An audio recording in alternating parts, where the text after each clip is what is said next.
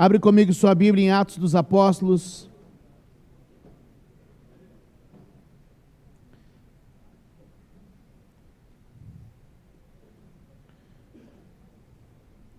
Capítulo de número 28.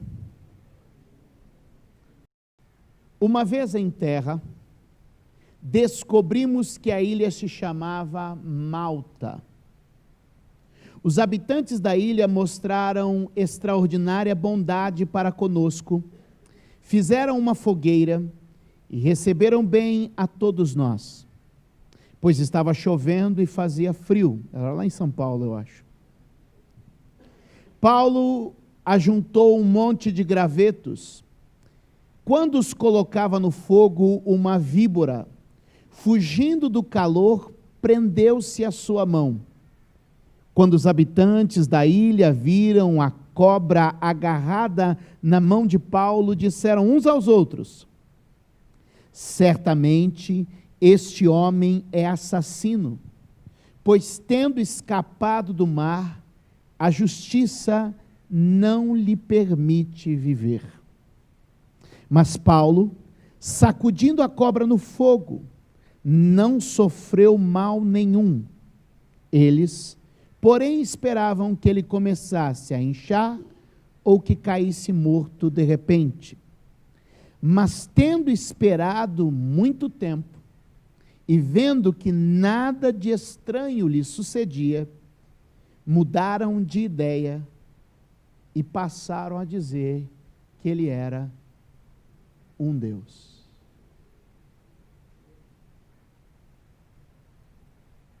Bom,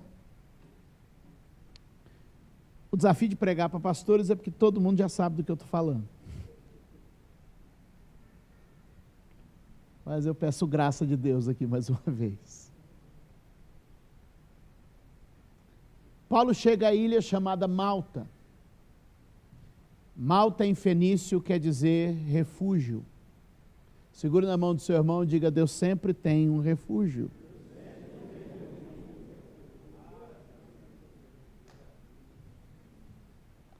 Na língua fenícia, aquela ilha se chamava refúgio.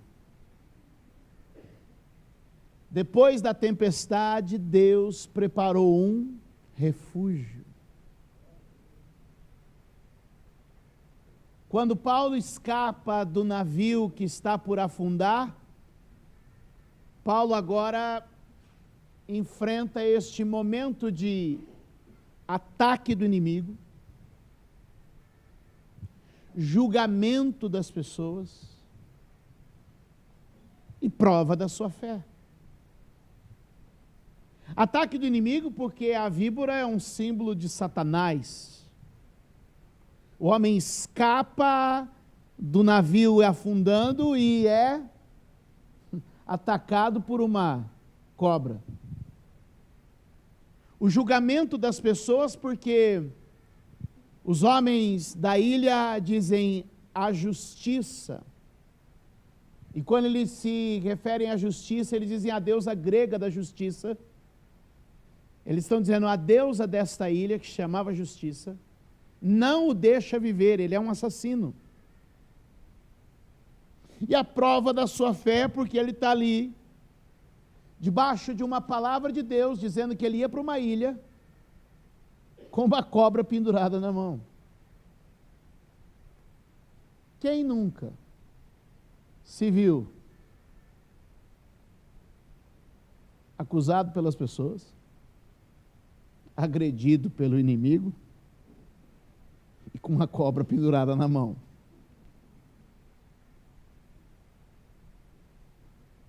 Mas é interessante como o último texto que lemos termina. Os habitantes da ilha começaram a achar que Paulo era um Deus. Toque alguém e diga: uma pessoa incomum. Anote isso. Uma pessoa incomum.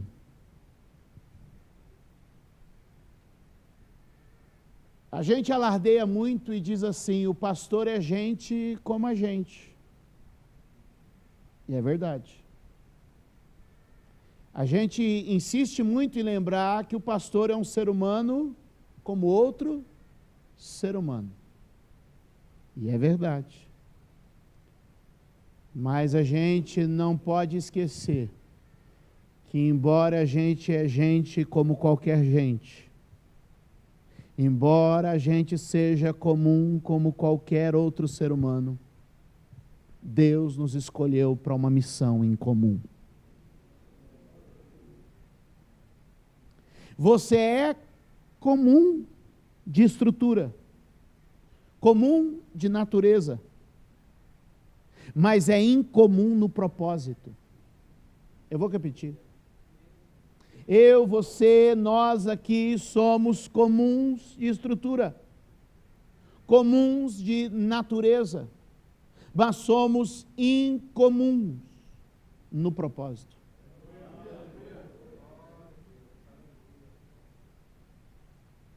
Bate no ombro do amigo e diga: você não é normal.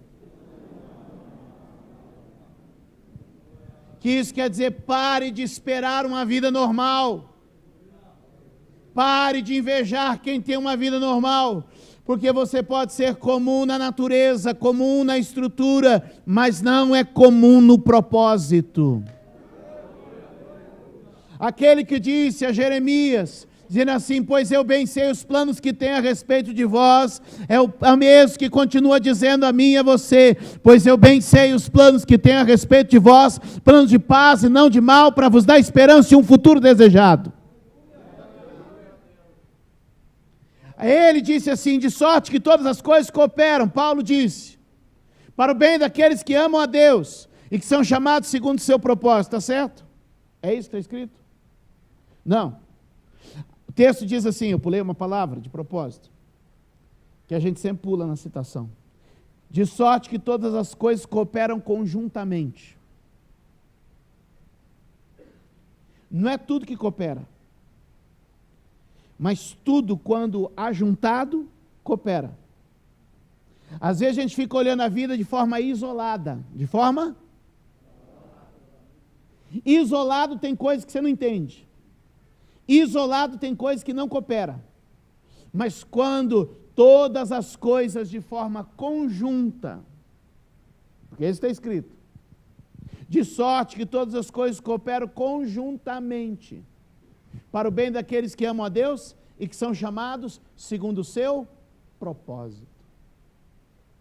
A gente pode ser comum na estrutura, comum na natureza, mas não é comum no propósito. Você é como a Arca da Aliança, feita de madeira de acácia, madeira comum. Era só um baú comum de madeira, comum na natureza, comum na estrutura, mas incomum no propósito. Era só um baú de madeira, natural, comum, como qualquer outro baú que pudesse ser construído. Porém, foi revestido de ouro e destinado a um propósito. Você é carne e osso, é pó e barro, mas revestido da unção e destinado a um propósito. Chacoalhe o irmão aí e diga assim, ó: natureza comum, estrutura comum, mas revestido da unção e destinado a um propósito. Dá um aplauso ao Senhor, vai.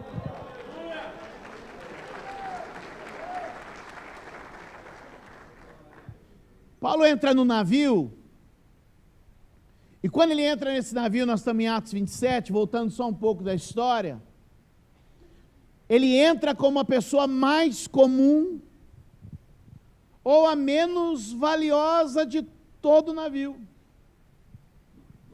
Quando Paulo entra no navio, ele entra como prisioneiro. Então, na hierarquia do navio, Paulo está na última linha. Agora você pensa comigo, Como é que alguém sai da última linha da hierarquia para no final da história alguém está dizendo, esse cara não é nem gente, esse cara deve ser um Deus que desceu do céu. É você que chegou lá na cidade e ninguém percebeu que você chegou. É você que chegou lá na cidade e ninguém dá atenção ao que você diz. Porque o texto diz aqui em Atos 27 que o capitão do navio, o dono do navio, o guarda que conduzia Paulo, não escutaram o que ele dizia. E eu vim pregar aqui para a gente que Deus colocou em um lugar e você está por último e ninguém ouve o que você diz. Mas eu quero te dizer, não desanime, continua crendo, porque aquele que te chamou sabe que você é de natureza comum, de estrutura comum, mas te revestiu de glória e te destinou a um propósito. Atos 27 diz que Paulo chega como um qualquer, mais um prisioneiro, só mais um dentre os tantos que deviam circular entre os navios que iam para Roma, e que ninguém ouvia o que ele dizia, que ninguém dava atenção ao que ele pregava, que a sua profecia não tinha valor. Mas eu quero te dizer, não despreze os humildes começos. Começa pequeno, mas fica grande. O grão de mostarda não é valorizado pelo tamanho. O grão de mostarda é lembrado na Bíblia pela sua capacidade de desenvolver. Ele nunca disse que a nossa fé tinha que ser pequena como o do grão de mostarda. O que ele disse foi o seguinte: o grão de mostarda é a menor semente, mas vira a maior das hortaliças, vira uma árvore. O grão de mostarda é pequeno, é o menor, mas é o que mais cresce. O que Deus está dizendo é, começa pequeno, pense grande, mas comece agora. Nunca vai ter momento perfeito, nem hora favorável. Comece pequeno e saiba que um pouco de fermento faz a diferença na massa, faz a diferença na cidade, faz a diferença entre as autoridades. E eu quero dizer para você, está chegando um tempo de governo, Deus vai tirar do último lugar da fila e vai te colocar à frente, vai te levantar como profeta da cidade. O que a gente precisa é perder um pouco da nossa síndrome de sinagoga. Vou explicar. Porque os judeus espalharam sinagoga pelo mundo. Quando você lê na Bíblia, você percebe, e depois, se você olhar a história, também. Mas eles fecham a sinagoga para a comunidade. Então, os judeus, nas épocas de Jesus, ou na época dos apóstolos, já tinham sinagogas no mundo, mas atendiam só a sua comunidade. Sabe qual a diferença entre muitos de nós quando assumimos um posto numa cidade e o padre que assume um posto na mesma cidade? Porque a gente chega lá e a gente pergunta quantos membros tem a igreja. O padre, quando assume a cidade, ele pergunta quantos habitantes tem a cidade.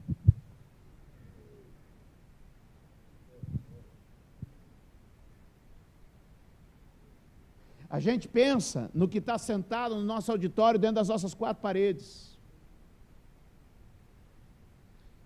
Ele pensa no território que cobre a cidade. Quem está comigo? É por isso que geralmente você tem uma catedral. A palavra catedral, o nome catedral vem de cátedra, que é uma cadeira. A catedral é o lugar onde está a cátedra, que é a cadeira do bispo, a cadeira da autoridade. Qual que é a ideia? Quem está sentado naquela cadeira, está sentado na cadeira da autoridade.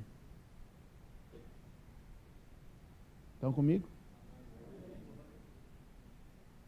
No episódio que eu contei na introdução, na minha apresentação, quando aquilo tudo aconteceu na minha cidade, eu tive que intervir em uma situação, porque um representante do Supremo Pontífice queria impor a autoridade sobre todos. E a gente chega na cidade com um humilde começo, desprezado por muitos, mas Deus tem o seu meio de fazer o prisioneiro no final terminar capitão.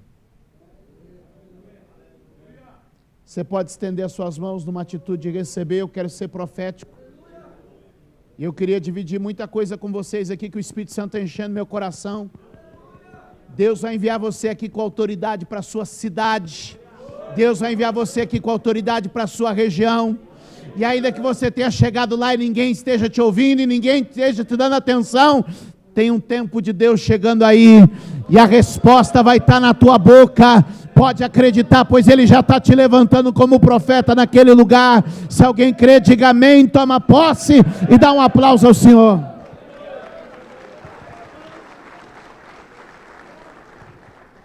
Te explico um pouco melhor esse processo. Vamos lá. Paulo entra.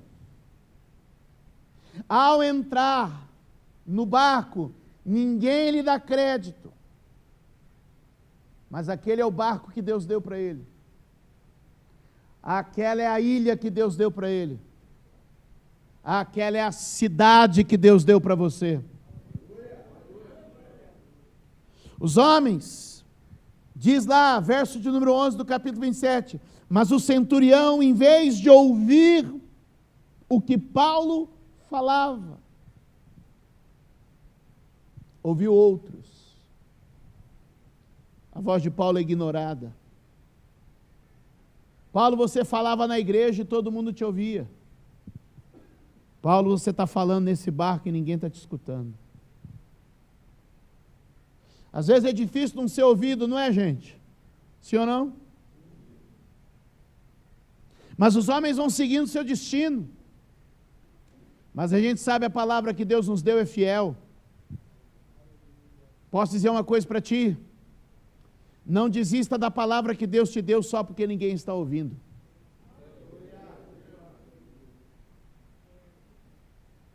Noé pregou por 100 anos e ninguém ouviu. Jeremias pregou uma vida inteira e ninguém ouviu. Mas eles não abriram mão da palavra que Deus havia dado a eles. Não tente adequar seu discurso para ver se mais gente vem te ouvir. Puxa, mas o pregador da internet está falando sobre isso e ele está ganhando multidão. Continua com a palavra que Deus te deu. Porque logo sopra um vento que vira vida. Logo sopra um vento que mostra a realidade.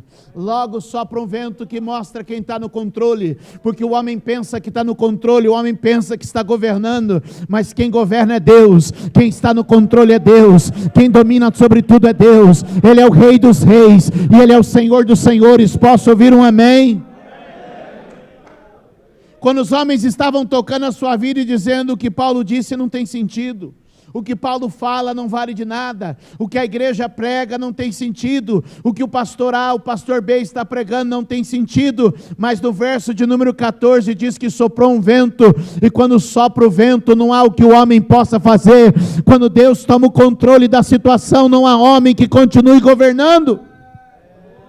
Levante a tua mão e diga comigo: todo governo pertence ao Senhor.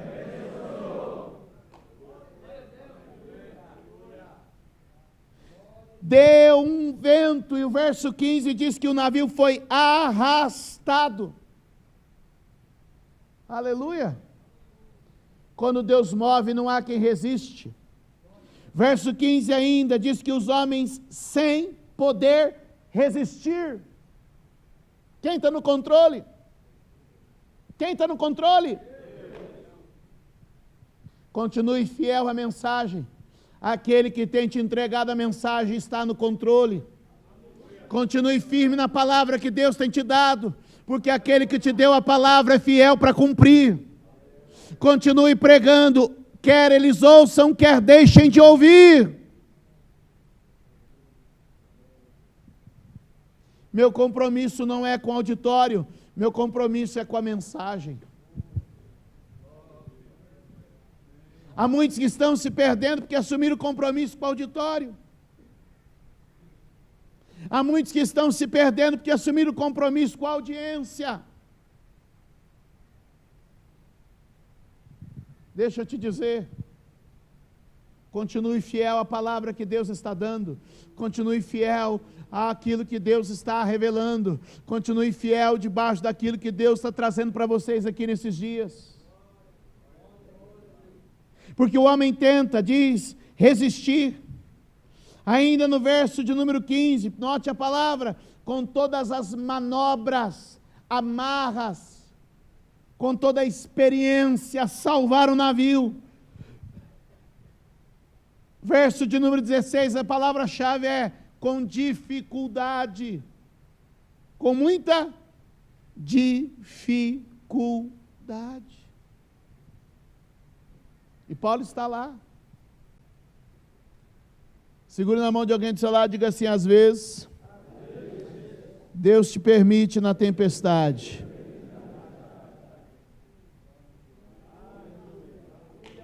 Aí você diz, mas eu vi a tempestade chegando.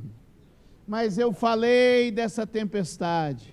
E Deus está dizendo, sim, meu filho, mas eles não ouviram. E você é a minha mão estendida para eles. Você é a minha boca estendida para esse povo, aberta para esse povo. Verso de número 18.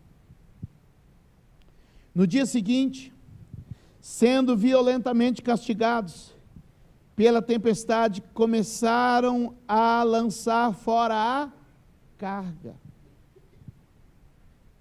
Quem não ouve o profeta começa a perder. A Bíblia diz, crede no Senhor e estareis seguros. Crede nos seus profetas e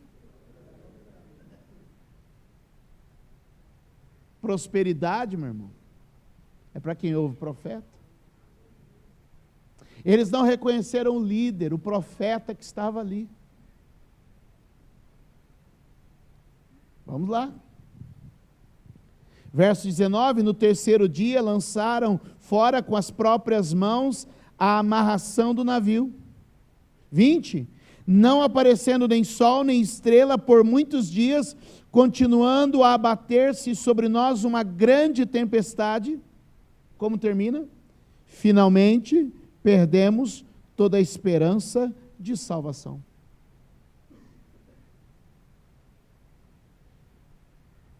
Existe um momento em que Deus vai abrir a porta da salvação. Ser fiel na mensagem. Até agora Paulo é só o último da lista. Quem é você? Eu sou o preso sendo transportado. Quem é você? Eu sou o último da hierarquia. Quem é você? Eu sou o desprezado na mensagem. Nas decisões não fui apoiado. Mas Deus te colocou naquele ambiente. E Ele está com você. Natureza comum, estrutura comum, revestido de graça e glória, destinado a um propósito. Diga glória a Deus. Começam todos a desanimar. Os homens começaram a perder as forças. Porque o vigor humano é limitado. Toque alguém e diga, o vigor humano é limitado. Toque de novo no irmão e diga, mas os que esperam no Senhor renovam suas forças.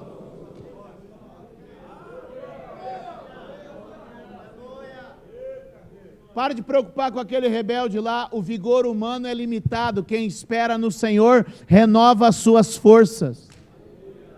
Para de sofrer por quem não te ouve, logo vai cansar e vai parar e vai te escutar. Continua se renovando e esperando em Deus. Para de se desgastar e querer mudar a sua mensagem, achar que o erro está em você, meu Deus. Deus está te falando aqui, entrega o que eu tenho te entregado, meu filho. Prega a palavra que eu estou te dando e fique tranquilo, o vigor humano passa, mas os que esperam no Senhor renovam suas forças.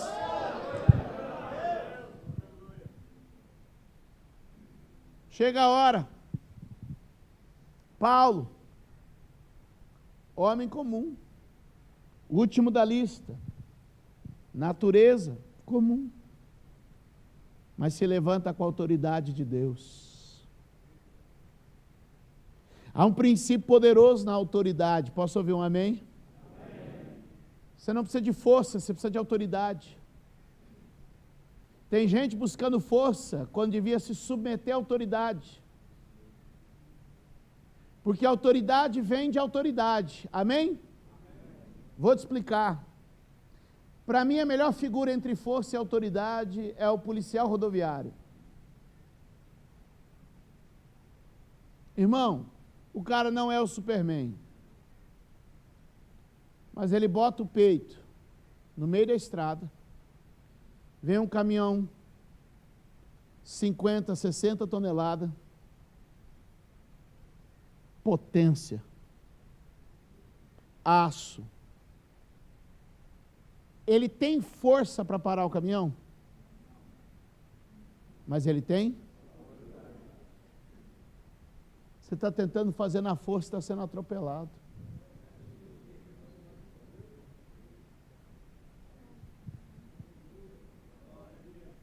Irmão, o cara vai de peito aberto para o meio da estrada. O bicho vem carregado. 100. E ele, ó, só levanta a mão.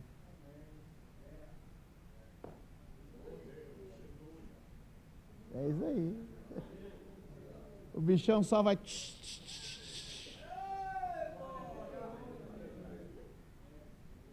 É só um homem. Natureza comum. Estrutura comum. Mas revestido de autoridade e destinado a um propósito.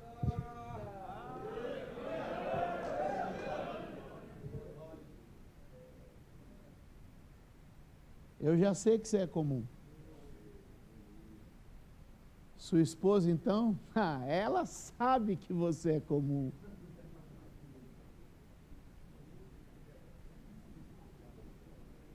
Só que você foi revestido e destinado. Segura na mão e olha para um e diga assim, revestido. Olha para outro e diga destinado.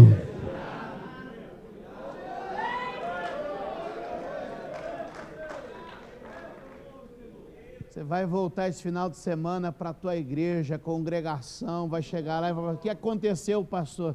Eu sou revestido. Eu fui destinado.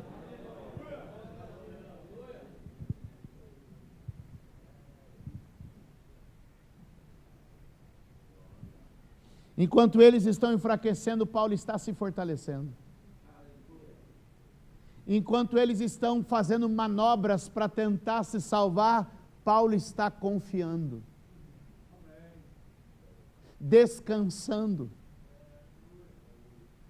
Olha só, enquanto eles estão fazendo esforços, movimentos, enquanto eles estão pagando alto preço para manter a sua vontade, Paulo está ali comigo assim, ó, verso 22, olha o que ele diz: mas agora recomendo que tenham coragem, pois nenhum de vocês perderá a vida, apenas o navio será destruído, Pois ontem à noite, enquanto vocês estavam desesperados, correndo de um lado para o outro, eu recebi a visita de um anjo de Deus, a quem eu pertenço e a quem eu adoro, e ele me disse: Paulo, não tenha medo, preciso que você compareça perante César. Aqui ninguém te ouve, mas o homem mais poderoso da terra vai te ouvir. Aqui ninguém sabe quem você é, mas eu vou te colocar no lugar mais alto do mundo.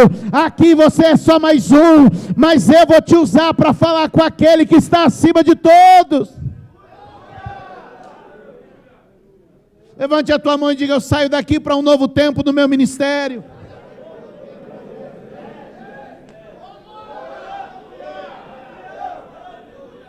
Paulo, não tema, ninguém te ouviu nesse navio, mas deixa eu te dizer, aquele que está acima do centurião, aquele que está acima do general, aquele que está acima de todos os homens que você conhece, vai te ouvir, porque eu estou te caminhando para lá. Paulo, você foi ignorado por alguns que são quem? Eu quero te dizer que tu ainda vai pregar. Posso falar, gente? Posso falar?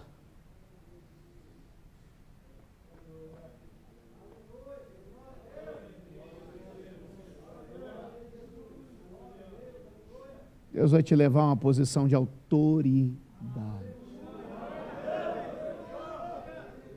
Qual que é o segredo da autoridade?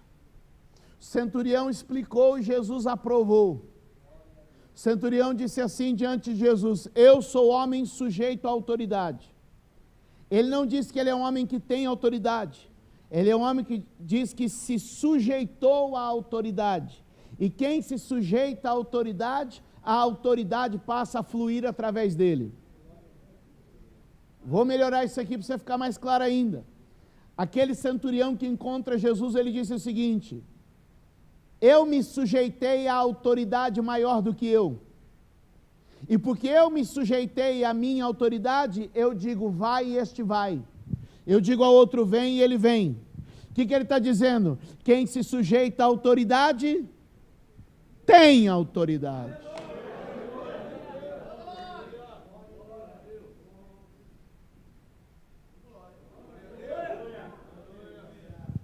Não entre numa guerra de imposição de autoridade. Se sujeite à autoridade e a autoridade fluirá através de você. Paulo se levanta e diz assim: gente, eu estou sujeito ao Deus do céu. Olha o texto. Aquele a quem eu sirvo, aquele a quem eu adoro. E ele me enviou um anjo esta noite. Ninguém me ouviu, mas deixa eu dizer,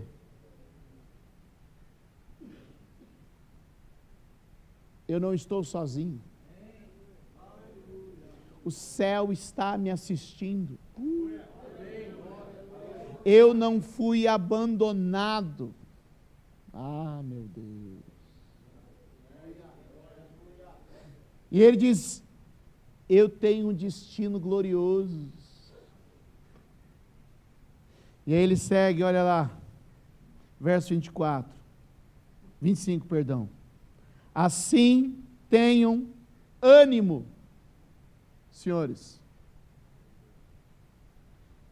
Creio em Deus, que acontecerá conforme me foi dito. Devemos ser arrastados para alguma ilha.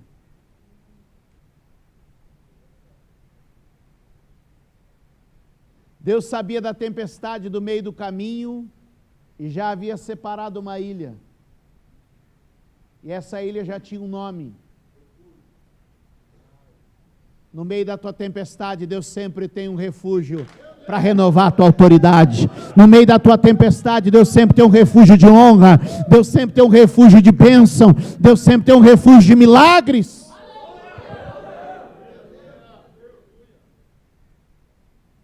É vento de morte para os outros que se desesperam, mas é vento de livramento para nós que confiamos.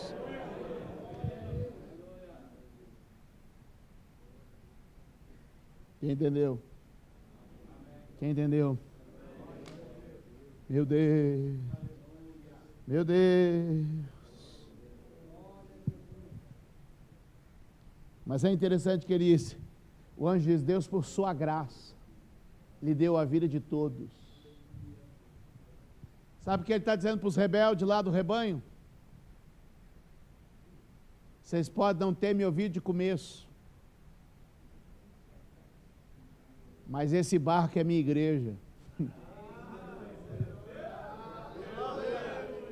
Vocês podem não ter me ouvido de início, mas aquele que me colocou nesse barco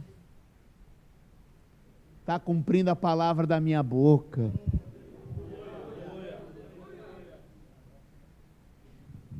Eu sei que tem gente sofrendo resistência. Quem nunca? Olha para o teu amigo aí do lado, teu vizinho, e diga, Deus por sua graça.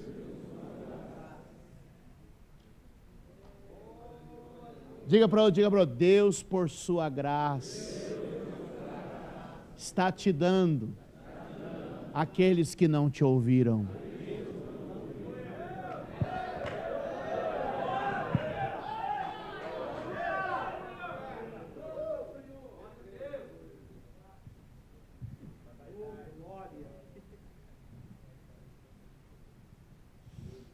É interessante que a tempestade ainda não terminou.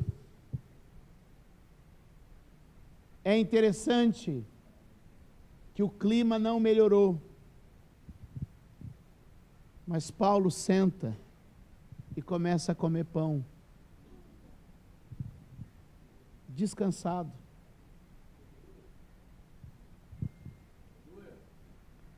Anote algo sobre descanso que você precisa aprender. Eu aprendi. Descanso não é para quem está cansado.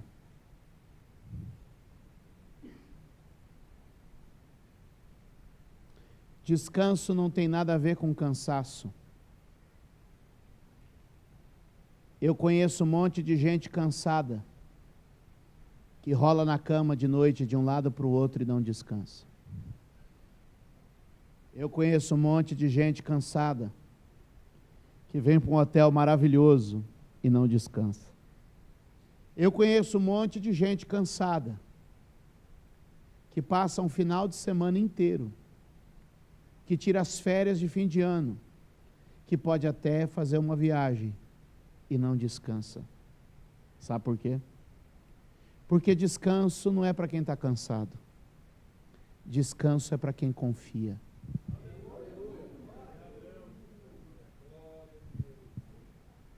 Gente cansada e que não confia, não consegue descansar. Ele pode trabalhar o dia inteiro, ir para casa, mas como ele não sabe se vai conseguir pagar o 13º dos funcionários amanhã, ele pode estar muito cansado, mas ele não. Porque descanso não tem nada a ver com cansaço. O que a Bíblia diz? Não sabeis vós que Deus não se cansa? Deus se cansa? E o que ele fez no 7º dia da criação?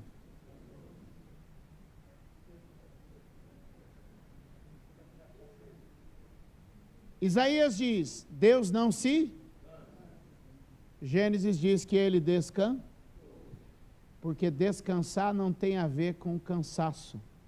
Descansar tem a ver com a certeza de que tudo está pronto.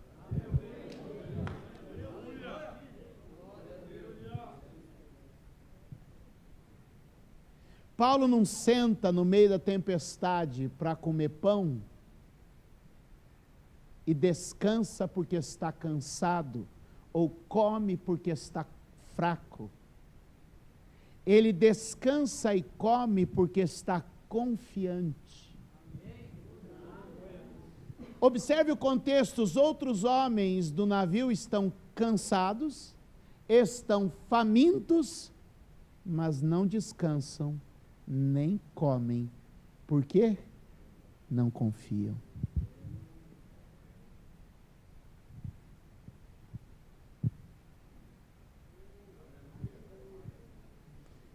Sabe por que Jesus dormiu no barco no meio da tempestade? Sabendo que veio para morrer numa cruz, pode descansar no meio da tempestade. Não vim para morrer no barco, não vou morrer aqui.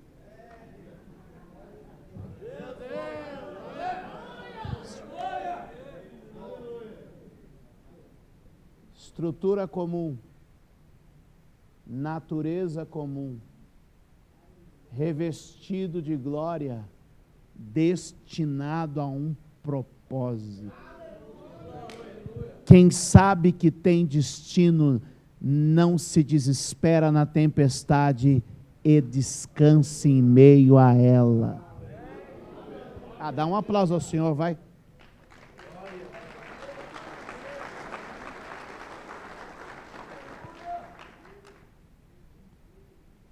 E ele começa a dividir o descanso. E é tão bom a gente ter uma vida de confiança, porque a gente divide o nosso descanso. Aleluia. A gente divide o nosso descanso. Eu vou, gente, eu aconselho que vocês comam alguma coisa também. 14 dias e 14 noites que não via nem sol, nem lua, nem estrelas.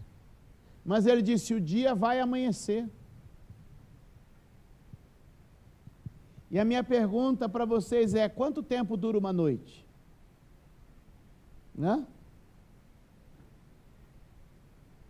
Olha o que a Bíblia diz.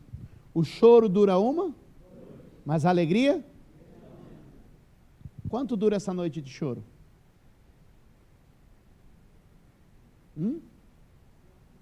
Depende.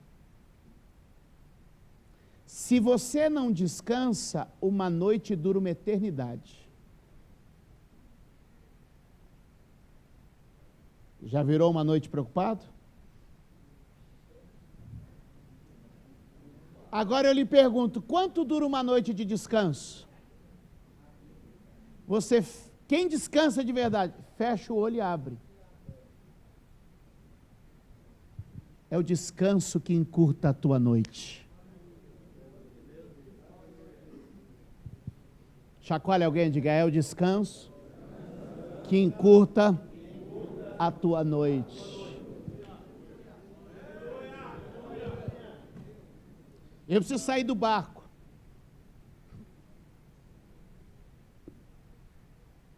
Logo veio o amanhecer.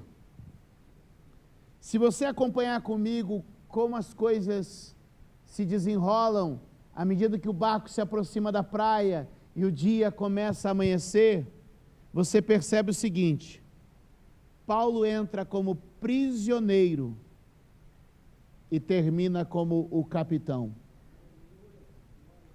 Entra por baixo, sai por cima. Começa como cauda, termina como cabeça. Ninguém lhe ouve, agora todos lhe obedecem.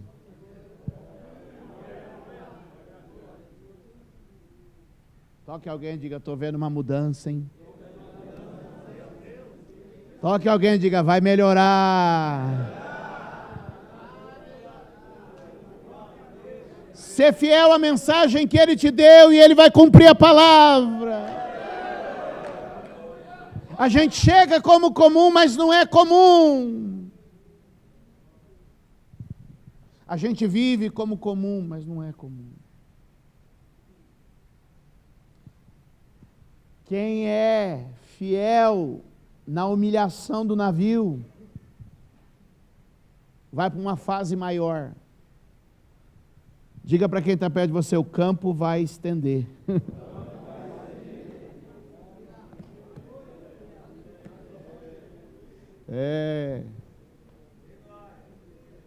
Calma que vai melhorar isso aí. Escute, por favor. Eles escapam todos ilesos do navio. Paulo entra como o último da lista no navio e sai no topo da hierarquia do navio. Ele é o homem que ninguém ouve, ele sai do homem que ninguém ouve para o homem a quem todos obedecem. É tremendo isso, não é? Isso é desenvolvimento de liderança. Ele chega na ilha.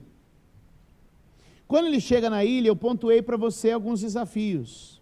A fúria do inimigo, o julgamento das pessoas e a prova da fé.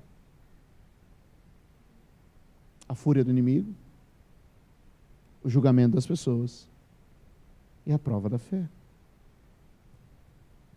Deus prepara Malta, a ilha de refúgio, prepara que os bárbaros tratam Paulo e os náufragos com humanidade, prepara uma fogueira no frio. E aí veja, como Paulo chega na ilha? Se no navio ele chegou como prisioneiro, na ilha ele chega como refugiado, náufrago, sem documento, sem dinheiro, sobrevivente.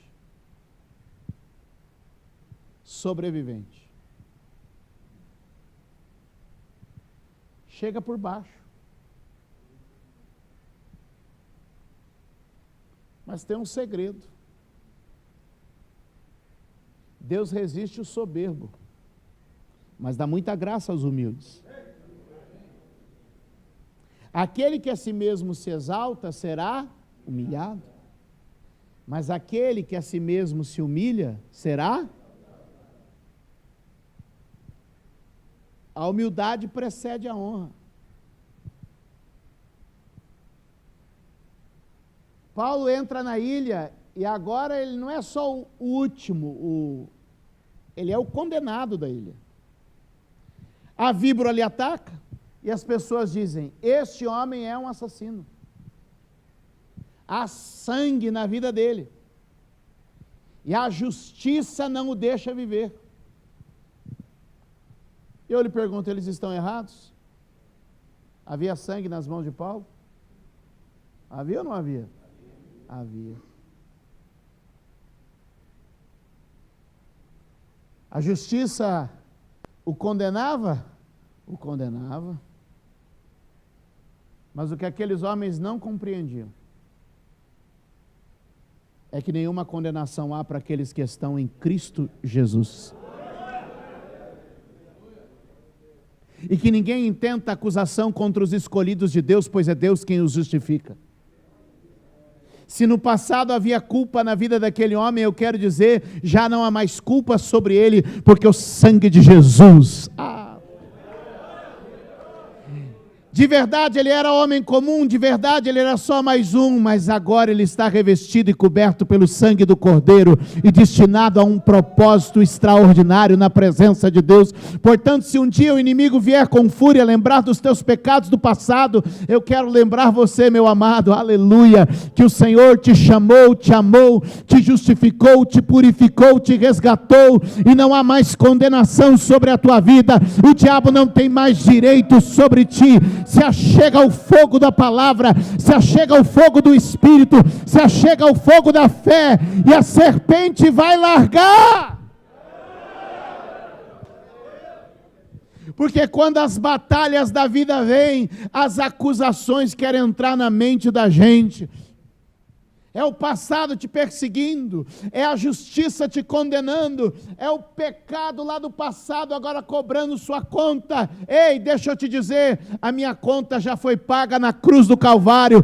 Colossenses 2,15 diz que ele rasgou o escrito da dívida. Se a justiça veio cobrar alguma coisa, não mais de mim, na cruz foi tudo pago. Paulo simplesmente vai, sacode a bicha no fogo. Está escrito aí, por favor. E aí sempre tem o sabichão. Sabe aqueles que entendem de tudo? Conhece, gente? Sim. Sabe de tudo? Conheço esse tipo de cobra aí, hein? Eu sei, hein? Ó, 15 minutos começa a inchar. 20 minutos desmaia. Meia hora está morto. Não é assim? Sabe aquele que sabe de tudo? Conheço, sou da ilha aqui há muito tempo, cresci aqui, conheço esse tipo de cobra.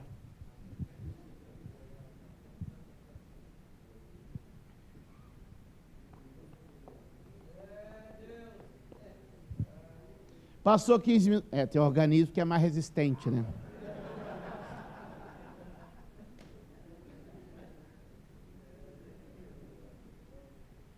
Passou meia hora. Passou uma hora. Natureza comum. Estrutura comum. Revestido de glória. Destinado a um propósito.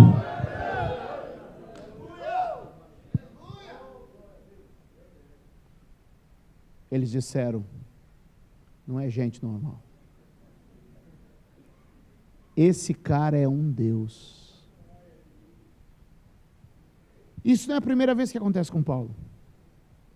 Em Atos 14, também ele foi confundido com Deus. E aí que chega o meu ponto. Eles não estão errados. Porque a ideia de Deus é que quando alguém olhasse para você, lembrasse dele. Sabe por que Deus te colocou lá naquela cidade? Para que lhe ouvindo e lhe vendo, as pessoas lembrem que existe um Deus. Para que lhe ouvindo e lhe vendo, as pessoas vão para casa confundidas. Era o pastor mesmo? Ou foi o próprio Cristo que eu encontrei naquela noite? Era o pastor mesmo? Ou foi o próprio Deus na forma de homem que estava falando comigo?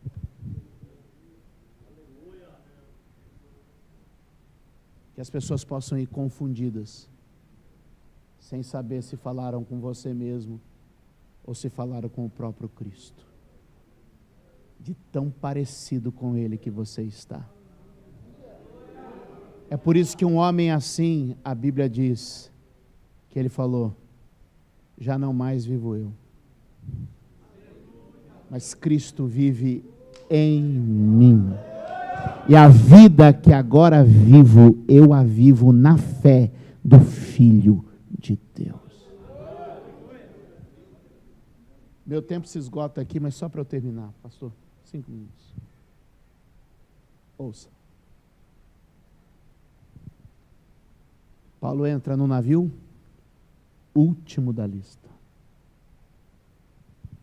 Termina dando ordem a todos. Paulo entra na ilha, é o condenado da turma. Mas agora você vai ver uma sequência. Da fogueira ao relento, ele é levado para a casa do governador. Na casa do governador, ele agora é levado ao pai do governador.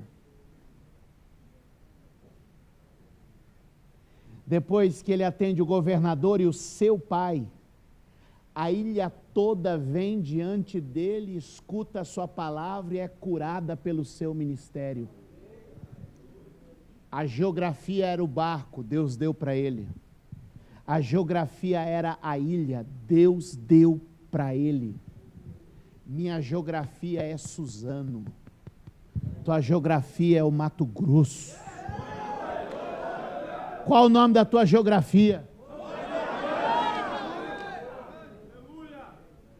Não importa se você chegou lá embaixo, o último da lista.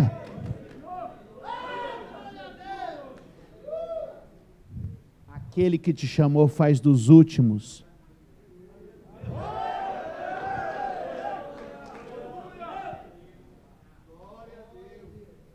E o resto da história, simples assim, o texto termina dizendo que proveram de tudo para que ele fosse para um campo ainda maior. Fique de pé.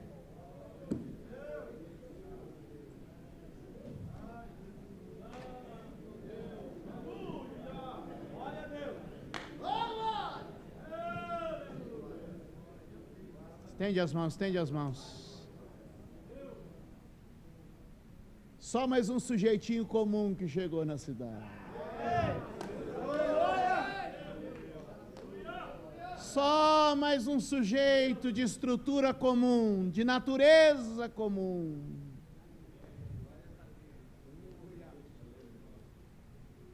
Mas é revestido de glória. A Bíblia diz no Salmo 8 que você é revestido de glória, coroado de honra, empoderado diante de Deus. Só mais uma pessoa comum, porém, com um destino, um propósito extraordinário.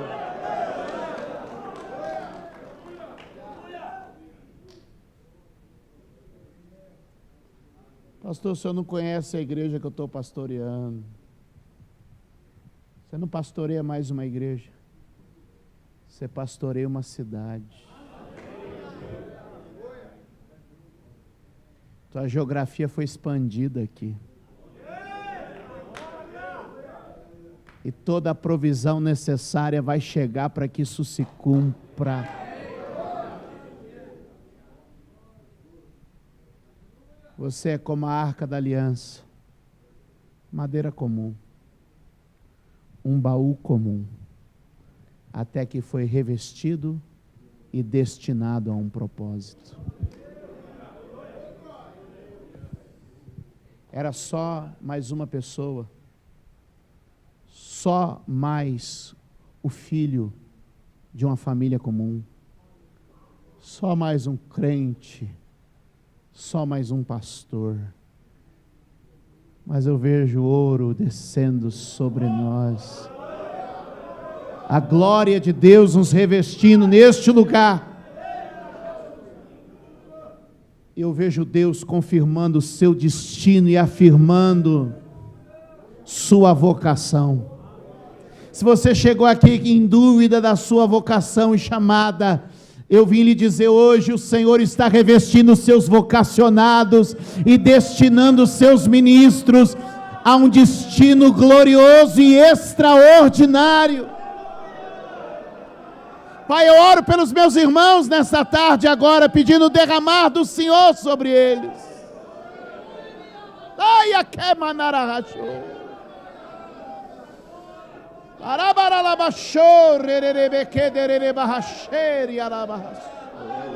Reveste o teu povo de glória, Deus. Ai, carabadachou,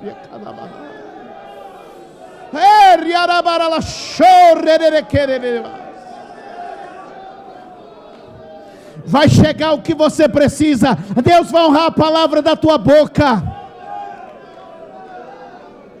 Há um destino glorioso desenhado para você.